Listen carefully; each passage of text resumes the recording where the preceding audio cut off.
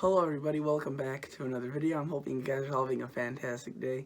So today, as you could tell by the title of the video, I will be talking about crops you could grow for self-sufficiency. Now, this is the Great Lakes Gardening channel. I have another channel which is about weather, and I've never shown you guys my face, so this is the first time I'm showing you guys my face. Yeah, that's how I look, and hopefully that was something you were expecting. I was going to do it sooner or later, I just didn't have a reason to do it when I was recording a screen like the weather. But so let's get into this. We're going to be talking about crops that you could grow for good self-sufficiency, and crops that could grow relatively quickly and could possibly save your lives in a crisis, pandemic. Obviously, hopefully we'll never get to that point, but it may be somewhere in the future, so this video may prove useful for future pandemics, future crises. We don't know what's coming. This one that's going on right now came out of nowhere. So if we were to look at the first crop, I would say beets. Beets are definitely, they're very high nutritious. They're very high in vitamins, minerals. They are, you can't really have a diet of pure beets. That's just, you can't have a diet of pure anything, but it's a great mix to your salads, just a side to your dinner, lunch. Very highly nutritious, and the thing is, they grow really quickly and they're easy to grow.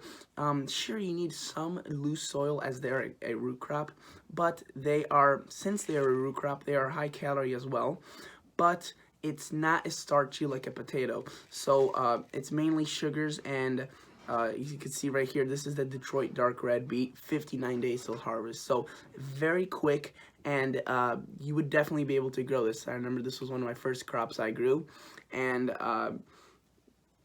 it came out as a success for me. I remember that despite me being very inexperienced at that time, I was successful, and again, it's container friendly as well, so you could plant in containers if you don't have space for you don't have a lawn. Containers, you could easily grow it in containers. You definitely have room for containers, maybe a porch patio, or even by a windowsill if you don't have room outside. So another good crop are carrots. So carrots are more calorie rich, and they're a root crop, so they are as well very nutritious, very healthy, and you could eat more of them. Obviously, you can't really have a whole dinner of carrots, but if you grow several of these things, potatoes, beets, carrots, it adds on, and you can make a full, nice, nutritious plate of vegetables and food that is all in the categories of food. And you can see that these carrots, Nantes, carrots, it's just a variety. All carrots grow relatively at the same pace. Some are a little bit earlier, some are a little bit later, but you can see this one's 70 days to harvest. So that is relatively quick. That is around 2-3 months, and if you were to wait even longer, they would become bigger. You'd get more bang out of your buck, if you will, but not necessarily tastier. They could get a little bit woody. They are the finest when they are young, and when they are around the size when they're supposed to be harvested. You can see these say around 70 days, and they look somewhat like that, around that size, maybe a little bit backwards. I'm not sure, but carrot Nantes Supreme. You know how carrots look like. The next crop I would highly recommend are beans. So beans are also, again, very high nutritious. They have again, it's a green, so it's really, really good for you, and it's more has more calories. And you could always let these beans. You can see these are for pods, or sorry, for the whole beans. They're eaten, like green beans, French beans, but you could definitely let them stay on the vine a little bit longer, and you could dry them up, and that would be a very high calorie meal if you were to let these dry up. So 50 days, they say, to harvest when you get something like that, you get something like that green and edible as a whole plant, or whole fruit, if you will. Then if you were let to dry them out and then hull them, take the individual bean pods and cook them up, those would be very high in calories and starch, and you'd get a lot of calories out of that versus less nutrition. So it would take a little bit longer than 50 days for that, probably 60 or 70, but Again, you can see delicious 6-inch long pods and are entirely stringless. That's for if you want to eat them as the pods. But early and high yielding, needs no support. This is why it's great. It's low maintenance. I never really like growing beans or peas that trail. Really, there's no such thing as a bush pea, but that's why I don't like growing peas at all. It's just too much work to have them trellis up against a pole or through wires. Yeah, it's doable, but to be honest with you, I'm just too lazy. And if this was during a time of a crisis, I would definitely not have the time for that. These are bush, so you basically don't have to take care of them. They are very drought tolerant. And again, $2.79 for a pack. I don't know if you can see that right there. $2.79 for a pack. I think we got these even cheaper. They were on sale.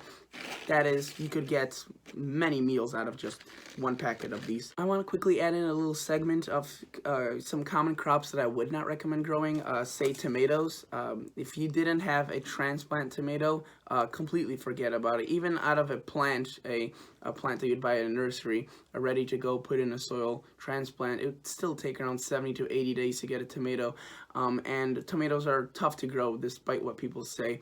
You'd get only a few of them, possibly. Maybe they would succumb to disease. You'd have to have really good maintenance techniques in order to not get them for them not to succumb to disease. And they're really just mainly for a delicacy.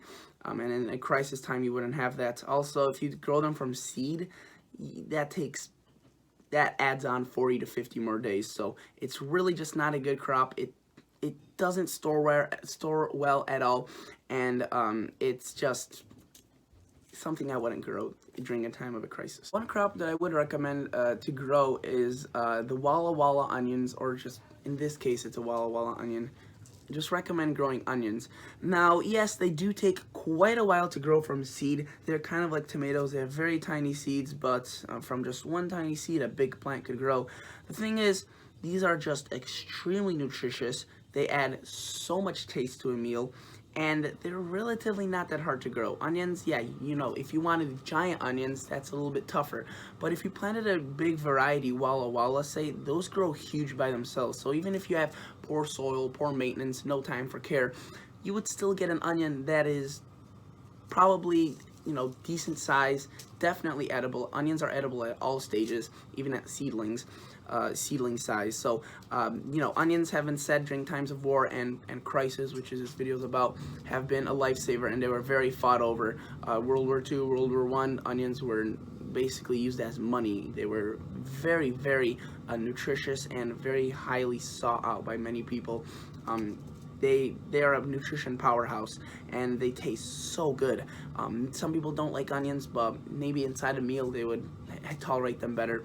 Definitely a crop that you should be growing in times of crisis. Another crop that I would definitely recommend growing during times of needs, crisis, so to be more sustainable, are potatoes. So as you can see, I have a 5-pound bag of seed potatoes. So during times of crisis, you know, seed potatoes, this is what's recommended to plant for better potato yields.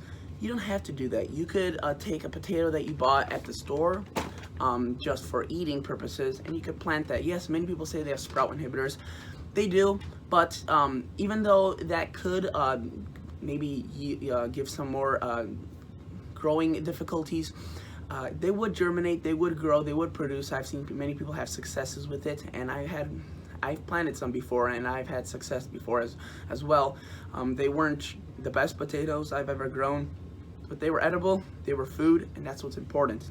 We're not talking about really quality here. We're just talking generally about a food that needs, you know, little time to grow, takes little maintenance, and could produce a lot of poundage. I mean, potatoes are just very high calorie, and they are a food that would keep you through many months, depending obviously how much you have. But it would, you know, along with the things I said, like the highly nutritious beets and carrots, you could have a full meal right there. Also, I wanted to add on one more thing, radishes. Radishes are one of the best crops for sustainability, or maybe even more of an emergency crop. Sustainability, you know, yeah, you could have a whole season to grow, but if you had only, you know, you have a limited amount of food, and you didn't know how much, you couldn't go to the store and buy some food, cherry bell radishes, literally says 22 days to harvest. That is around 3 weeks of growth. That is very limited, and the fastest crop you'll grow, other than maybe something like lettuce, where you could harvest at a very early stage, which is another crop you should be growing for in times of crises. Lettuce, very highly nutritious. It won't really fill you up, but will keep you with nutrition and keep you healthy, which is always good, as your body needs good nutrition to have a healthy immune system and maybe not succumb to a disease, like in which this case is the problem. 22 days to harvest. They are nutritionally packed. They are a flavor package. They are very zesty. They could be, depending on how you grow them. And again, 22 days to harvest. You can't beat that. So these are the main crops I would grow, those that I went over.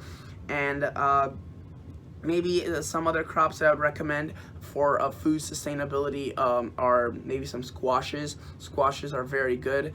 Pumpkins, butternuts, those last a very long time, so you don't have to worry about them spoiling in case electricity power goes out. Same with potatoes, you don't have to worry about that. Onions, you don't either. Carrots, beets, a little bit more. They need a little bit more refrigeration or freezing or preserving, but they would last quite a while without no preserving methods, just by themselves in a cool, dark area in a basement for perhaps for quite a while as well. So that's the thing. Then see, like lettuce, you could have a little bit of trouble with that, as you'd have to most likely harvest that either the day you're going to eat it, or try freezing it if you can. Otherwise, they really, their leaves, they go quickly bad. But potatoes, onions, beets, carrots, and dried beans, again, very sustainable, and they're very high calorie, and they're all easy to grow. So I wouldn't recommend something like wheat, as you'd have to grow a lot of wheat in order to make one loaf of bread, which is good, but I'd rather have you grow a 50-day beet and have 3 times the amount of food and 3 times the less amount of effort. So that's basically it for today's video, guys. Hopefully you enjoyed my face reveal. It was fun talking to you. I can be doing more of these videos if you like. Tell me in the comment sections below. So I'll catch you all guys in the next episode. Please consider subscribing to this channel. Please consider liking this video, and I'll see you guys in the next episode. See ya. Bye.